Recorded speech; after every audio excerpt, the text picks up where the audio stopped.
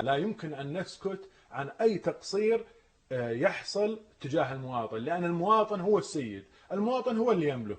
المسؤول الآن موكب المسؤول 30 سيارة، والمواطن ما يجد بايسكل يروح على شغله. المسؤول عنده 400 حماية، والمواطن ما يجد رغيف خبز لأطفاله الجياع.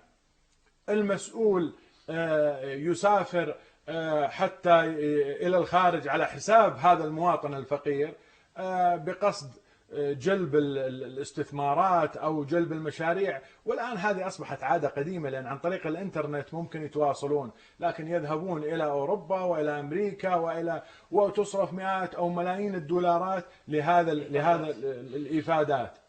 وهذا المبلغ كان من الأفرض والأولى أنه يصرف على أبناء الشعب. المسؤول تجد غرفته عبارة عن حجر مرمر وجرانيت، المتر الواحد يصل إلى 300 ألف دينار أحيانا أو 200، ما أدري والله الأسعار.